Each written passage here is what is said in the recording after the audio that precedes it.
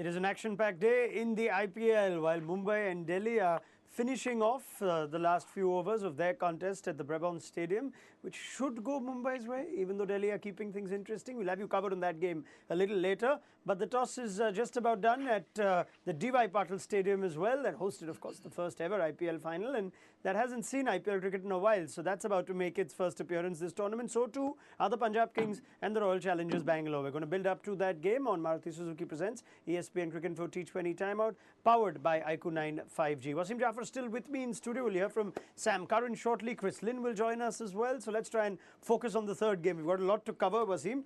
Bangalore and Punjab, two teams that I'm sure you have some bittersweet or some fond memories with. Tell me what the expectations are as these two teams come together now, who we consider as perennial underachievers, teams that have never won the IPL before.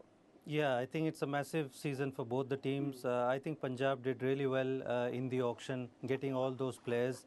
RCB has got new personnel, new captain, Faf du Plessis, so it's kind of a new era without the AB, without Virat being the captain. But I think the RCB team, which I think the 11, most likely 11, looks quite decent. They've got few players coming in. Maxi, they'll obviously miss Maxi. So is Punjab. I mean, Rabada, Johnny Best, or some really serious players will be missing a few games. But I think it's a very even contest. And Punjab, last 2 seasons I was with them. They missed out on the qualification on narrowest of margin. Yes. So they'll be hoping that it goes their way this season. They need to start well. That's very important for their confidence level. If they start on a losing end again, then the feeling can come back that, oh, here we go again. So they want to start well at least this season. I mean, it's a lot of change, Sam, as I welcome you as well on our coverage. We keep talking about these two teams every IPL preseason, that these are teams that haven't won the IPL, what sort of expectations, what sort of pressure. And I try to think of how much the teams discuss this themselves. You've been part of the Punjab franchise. Just trying to think of whether there's that little feeling that still stays on your back, even if you've come from another team, whether you've played at other places, that you keep hearing, gee, this team's never won, and whether that, is always a bit of a chat before the season starts. Yeah, I think it is. I think anytime you go into a tournament, you going in with that confidence that any other team has got. But I think any team that goes into a tournament having had experience of playing in quarterfinals, finals, and winning, it always helps. But like Wasim said, I think Punjab had a really good auction with some of the guys they brought in. I think with Bairstow coming there, obviously we'll be missing the first couple, but Rabada and Livingstone, I think their overseas options are really nice. And I think same with RCB, with Faf, my former teammate, I think he'll do a really good job there at RCB. But I think it's definitely a thing going into the season. You're confident, but if you start badly, then the memories of past seasons come in. Yeah, I mean, I was going to come to RCB next. It might be RCB, but it's got a lot of CSK in it this season. They decided to do a lot of CSK shopping at the auction, Sam. Picked up Faf du Plessis, picked up Josh Hazlewood. Now, we all know Faf's this statesman for South African cricket, has led in international cricket. He's never captain in the IPL. What sort of presence is he, though? You've spent enough time with him. I'm sure he was one of those senior figures in the CSK dressing room along with MS Dhoni. What sort of captain do you think he's going to be in the IPL?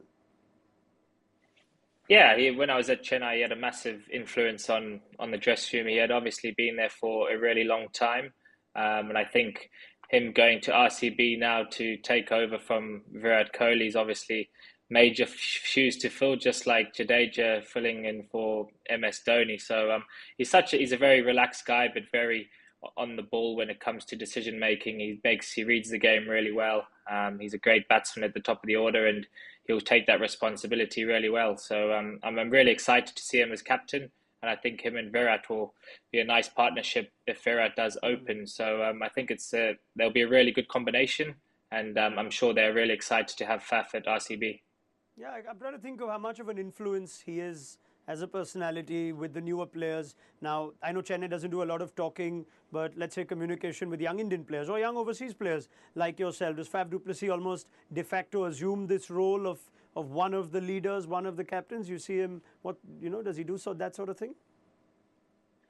I think so, yes, because he's played so, like I said, so much in the IPL with so much experience of different grounds and different conditions. He would have come up against all the top players in the IPL, and he's always giving advice to the younger players. And he's a great guy to train. He's a great trainer, and his performances show on the field. And I think the youngsters in the RCB camp and the guys that are playing beneath him will learn a lot from him, because he's that guy he's almost that guy on no Chen I would have been disappointed not to get in the auction. But RCB, like you said earlier, they took Hazelwood and Faf, so two great signings for them. Yeah, we'll find out what the challenge for Faf du Plessis is like ahead. But now captain in the IPL, Wasim, a foreign captain, it always comes with an element of risk, you'd think. We saw it happen with Owen Morgan in Kolkata last year. Now, Faf du Plessis, you can argue, is in great form if you look at last year's IPL. But you're always a little worried with an overseas captain. What sort of role do you think Faf will, what will Faf bring to this RCB setup? Obviously, he's somebody who's played in the IPL for quite a few seasons, so he knows a lot of local talent. He must have come across a lot of players who are uncapped players, and have seen them play for India. The major challenge is obviously to handle the owners, the franchise people. I think that is the major role a captain probably needs. He gets too much information. RCB obviously haven't changed a captain for far too long, so obviously, like Sam said, big shoes to fill. Virat Kohli, he has led very aggressively, very positively, and RCB has got one of the biggest fan following. So that is something which you have to bear in mind. But I think Faf will definitely do a good job. He's been in IPL for far too many years, so he'll understand the local mentality, plus the owners. So I feel he'll do a good job. I think Sanjay Bangar is a very calm coach as well. That will also help. Yeah, it's the start of a new era for RCB. Post Virat Kohli, the captain, post AB de Villiers for so many years. They were even without Glenn Maxwell today. So we'll see what sort of team they put up. Almost every team depleted, with their overseas players not quite ready or not quite available just yet. Punjab Kings, though, have won the toss. So they have a few more players available than you think than Delhi did today, or than RCB will. They're going to have a bowl first. Let's talk about the Punjab Kings. We'll confirm a team in just a bit. But Mayank Agarwal, spent a lot of time with him. Wasim, the franchise did not announce the decision for captain until after the auction. Fair to say that Mayank was the best candidate for the job, and today is a test of what sort of batter Mayank Agarwal will be, because we did see what happened to KL Rahul, the captain. Now, what do you see happening to Mayank, the captain? Well, I hope he doesn't change his approach. That is what I really hope. He doesn't need to go defensive. He needs to be his aggressive self. That's how he played last couple of seasons. He had fantastic couple of seasons. So he needs to be himself. He's got a lot of firepower to follow. Liam Livingstone, Odean Smith, Shah Rukh Khan. So there are people. So he don't need to worry. He just need to be himself. Give them if he gives them a flying start and keeps carrying on, and he's got calming influence in front of him like Shikhar Dhawan, somebody who's experienced, somebody who he can go when things go wrong on the field.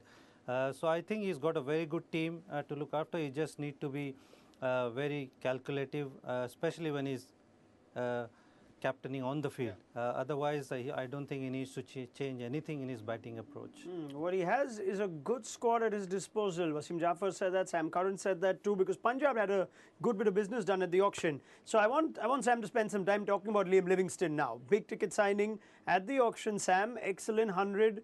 Was with the Royals last year. Didn't quite have the impact that we know him to. Why is he such a big threat? For those who haven't seen much of Liam Livingstone, why is he a threat for you?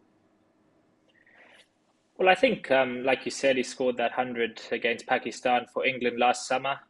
He's a really powerful player. He can bat anywhere in the order. He opens a little bit for Lancashire. For the England side, he's been batting in the middle order. I think his bowling as well, something that's really come on. He's bowling off spin to the left-handers, and he bowls his leg spin to the right-handers. So for Mayank to have that asset as captain, where he can almost bring on him at any time in the game. And I think I hope he does get a good run in the side with his past. Maybe at Rajasthan Royals, he is a little bit in and out to the side, but playing one game, then out. And I think that consistency is a player like him you need to stick with, because he's extremely dangerous. And I really just hope he starts really well this evening, because he's a great fielder as well. So almost that three-dimensional cricketer that guys want in their team. So I'm really excited to watch him play. I wonder how much how much he talks about this skill that he seems to have mastered of bowling leg spin and off spin in the same over. If there's a left and right hand batter, tends to do it with pretty reasonable precision. Not an easy skill, I'm sure. Sam, have you had the experience of talking to him about it? Yeah, I think it's weird when you talk about it that there's actually no one who really does that in the game, and I'm surprised because Liam's obviously picked up a niche for it and where no one can do it. And I think he's a really confident guy. So he's one of my good friends where I can get stuck into him saying one aspect's worse than the other. So I think he's a really good trainer, and he so I'm sure he'll bring out his tricks, and he sometimes even bowls leg spin to the left-handers as well. So it's not like he sticks to that, and he's pretty consistent as well. So for Mayank to have that as an option is, I think, great for the captain. Talking about RCB now, confirming their team for you. Faf du Plessis, of course, is one of their 4 overseas players. I'm just trying to confirm the other two. Jaffer and Rutherford's going to play. David Willey is going to play, and Hasaranga is going to play. So that's the look of that team, which is going to rely heavily now on you think their Indian bowling contingent. Of course, Willey and Hasaranga as all-rounders that can certainly bowl. But let's confirm. Let's just confirm that team for you. Yeah. So Faf du Plessis and Anuj Rawat likely to open with maybe a Virat Kohli at 3. We'll see exactly where he walks out of bat in a few minutes. In all this time, what's happened at the Brabant Stadium is quite extraordinary. Delhi have made an absolute meal of Mumbai's bowlers towards the end of that innings and have now won with about 11 balls to spare. So we're going to look back at that game in just a minute. But let's stick to RCB for the time being. Different choice of overseas players. No Josh Hazlewood, Wasim. But as we look at that team, there's Faf du Plessis, Anuj Rawat, Dinesh Karthik, Virat Kohli. They've got Hasaranga, David Willey, Shahbaz Ahmed plays, Harshal Patel, Siraj, and they've got Akashdeep as well. Just does that look like a reasonable side for you? I think it did. It does look a very decent side. David Willey, he can bat up the order as well. I mean, he does bat in the white ball in his county circuit. He does open a few times, so he gives that both options. He can swing the ball with the new ball. Akashdeep is a decent fast bowler. He's done well at the first class level. And Shahbaz Ahmed, again, he can bat, he can bowl.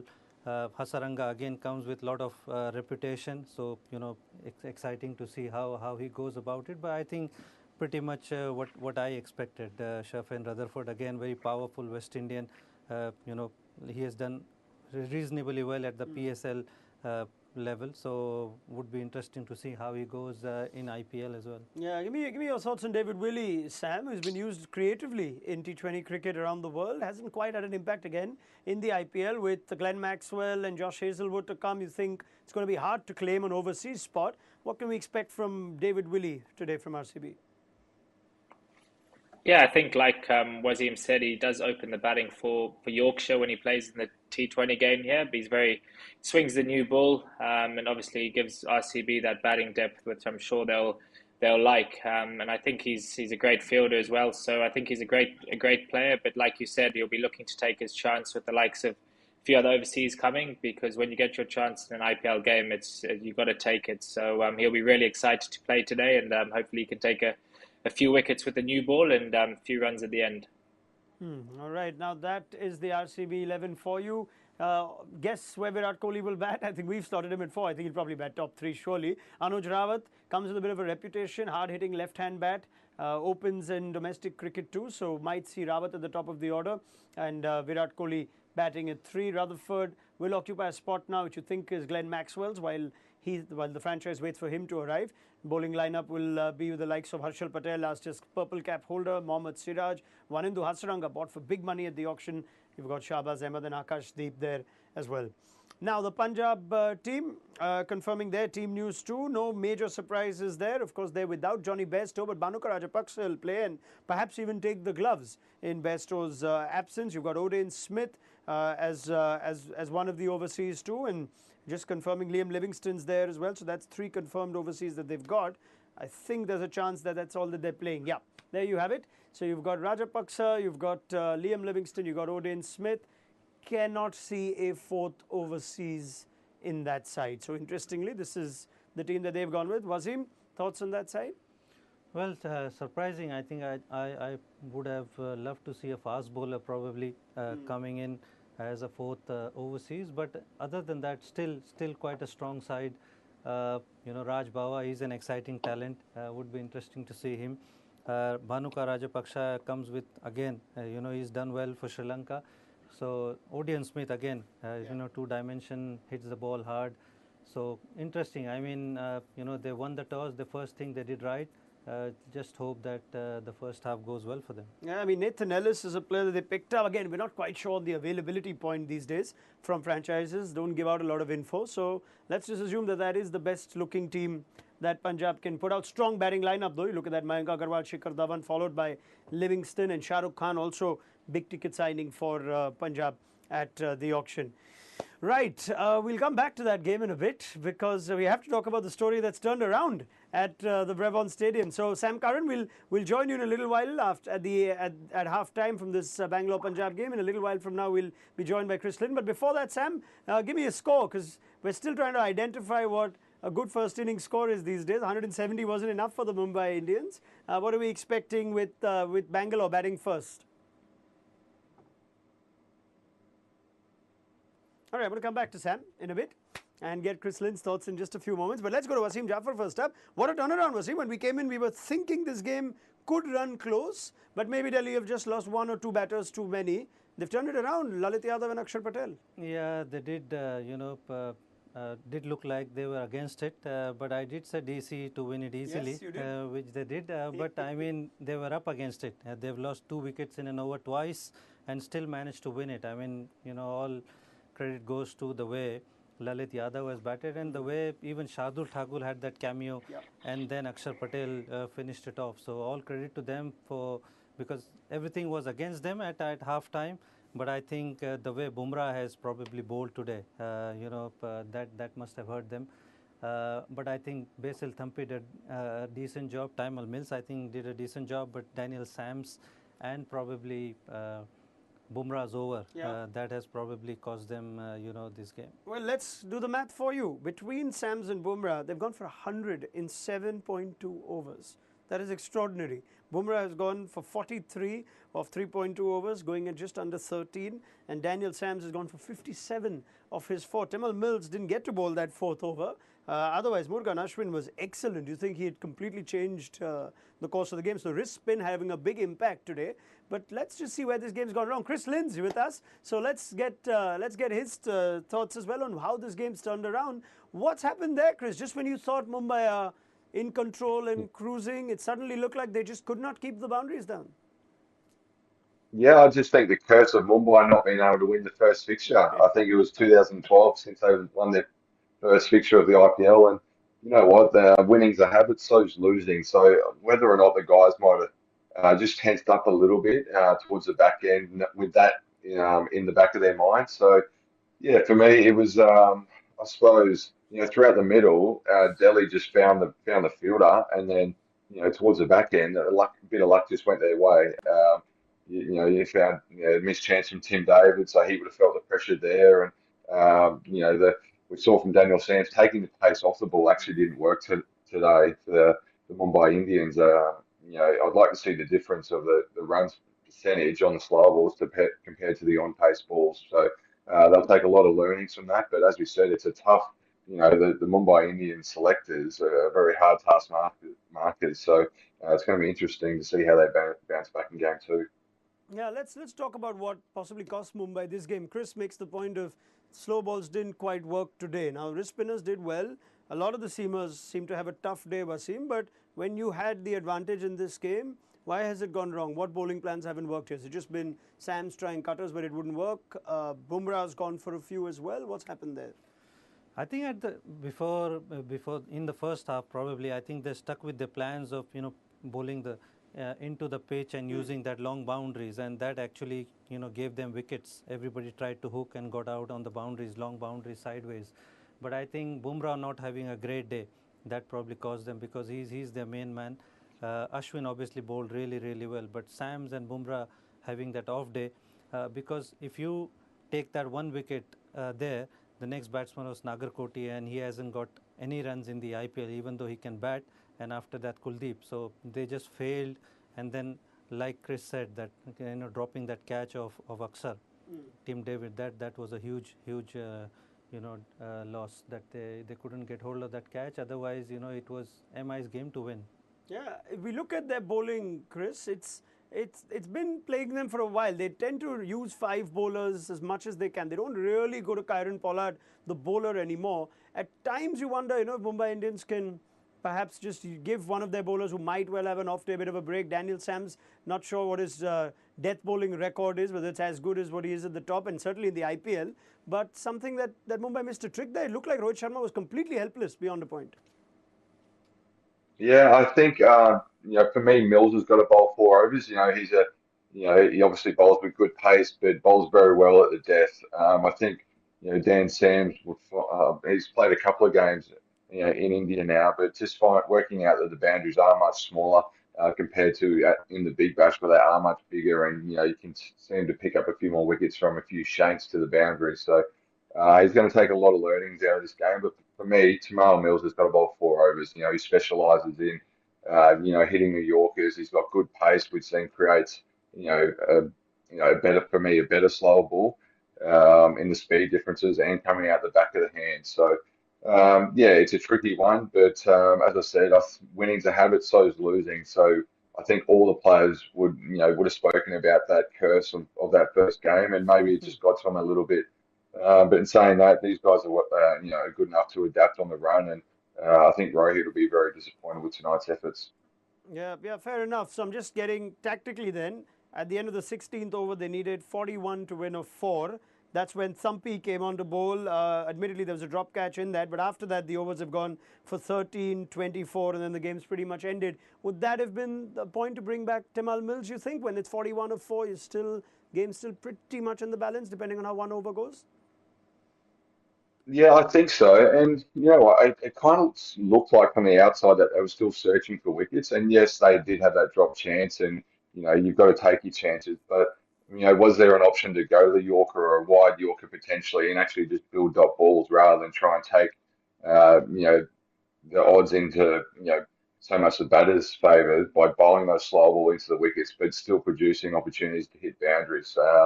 Yeah, so there's going to be a bit of a question mark over the death bowling, and as Wasim mentioned, if Bumrah doesn't, if he has an off night, which he had today, does the attack's confidence just lack a little bit? But yeah, Bumrah's, I have no doubt he's going to bounce back because he is world class, but there's probably going to be some meetings, not only from the Mumbai Indians, but the teams moving forward who they play against, where they can really attack and maybe even back end their innings and save us a bit of runs and a bit of power towards that back end, as we saw tonight. It really was an innings of 2 hours for Mumbai because we felt like Murugan Ashwin and Basil Thampi, Wasim were really causing problems.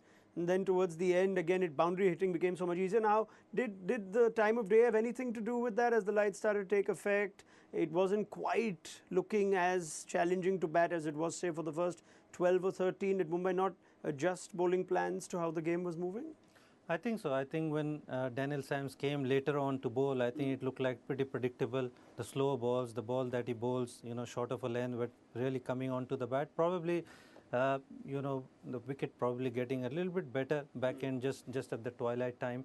If Bumrah doesn't get it right, and Timal Mills doesn't bowl 4 overs, then obviously you are going to struggle. I think Basil Thampi and Ashwin, they were the positives for Mumbai, but they need to sort it out whether they want to stick with Daniel Sams, and if he is going to play, then I think he needs to bowl his 4 overs before that 12 or 13 over mark, and then who bowls in the death and stick with them. Yeah, it's not always that Jasprit Bumrah goes for 12 and a half or 13 on overs. So let's give him the off game. He'd rather have it at the start of the tournament at the end. But full praise to the Delhi Capitals. Let's talk about Lalit Yadav's innings. Came in a really difficult time as well. So let's talk about Lalit Yadav. 48 not out of 30. He showed glimpses of being this good-looking, solid sort of player last season, Wasim. This is perhaps the hardest role to play, batting at 5, also chipped in with a couple of handy overs. Looks a very valuable cricketer in T20. Yeah, he does, and he's someone who probably goes under the radar a little bit.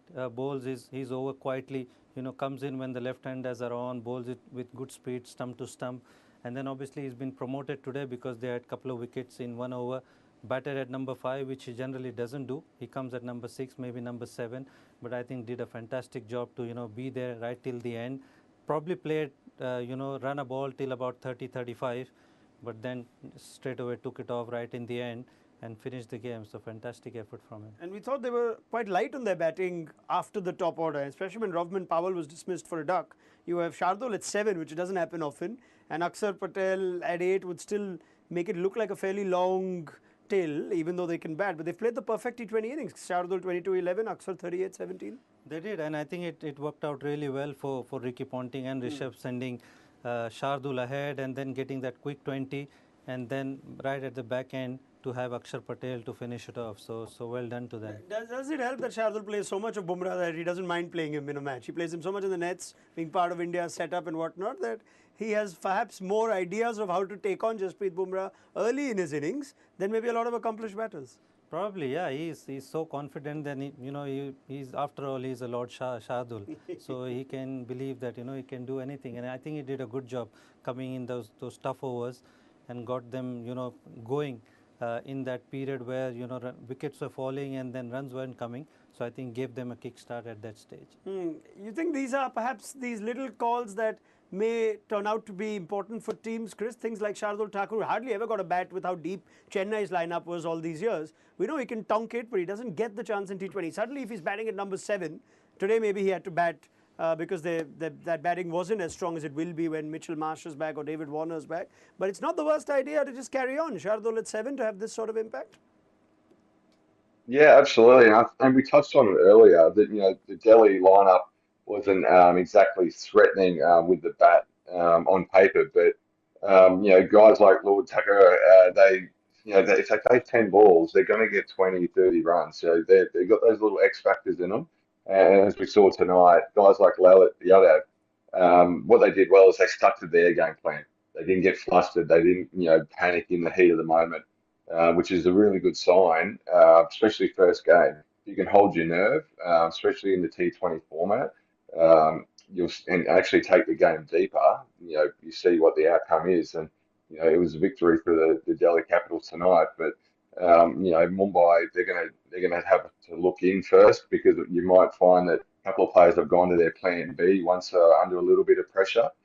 So I think again it's a great learning curve for both teams. It's only early doors in the tournament, I get that, but everyone loves early wins on the board. What he did also, Lalit Yadav, was take 2 overs off Kamlesh Nagarkoti. Was that one bowler from Delhi who wasn't having a good day. Now, at the pre-match show or at halftime, both of you said that 170 may be chaseable. It's not like Mumbai have taken the game beyond them. In hindsight now, Chris, you look at 2 things here. One, whether Mumbai perhaps slowed down to their effect, to their detriment in the middle overs. And second, whether team selection in an afternoon game, could they have given themselves a little more spin? They didn't. They played Sams and not Fabian Allen. They could have even gone for another Indian spin option, which they don't have. What are the 2 points you take from this if you're the Mumbai Indians? Where do you think they've lost it more? Yeah, look, hindsight's obviously a wonderful thing, and you have all the answers post game. But for me, I think Kuldeep Yadav was the difference for me in that middle period. You saw Mumbai got off to a great start in the power play. There's no denying that, but they just faltered probably for 1 or 2 overs too long, and ultimately that's the difference at the end of the day. I did say being critical, Mahela would have been critical. They'd probably left 15 runs out there, but you've got to give credit where credit's due, and Kuldeep, pulled it back and took 3 wickets, and there's no better way than slowing down the score and then taking wickets. But yeah, for me, it's just they probably just got a little bit of rust out, new team, after the mega option. So I don't think the sun will come up tomorrow for the Mumbai Indians, but they're just going to feel that pinch a little bit more than obviously Delhi. As I said, both teams will just want to gel together, and Mumbai do pride themselves on being that one family, as we spoke about earlier. So they want to fix things sooner rather than later, because as you get into the tournament and your makeup of your side does change with players coming in and out from overseas. It just makes it that little bit tougher to get the balance right, especially when you're not winning.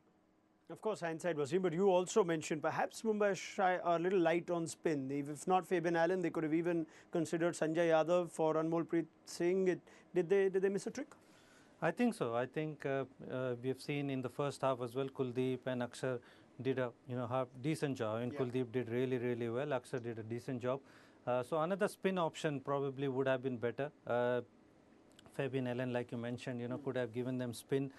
Pollard might have come in and bowled a couple of overs, even if Fabian Allen went for runs, and then that power at the back end of Fabian Allen would have been a little handy. So early stages in the tournament, I think they'll get their combinations right. Most teams obviously will find out. All right, we leave it there then. Good day for the Delhi Capitals. It starts their campaign off nicely, and they continue this little run they're putting together of wins against the Mumbai Indians. Wasim Jaffer, we'll have you at halftime for this Punjab-Bangalore game.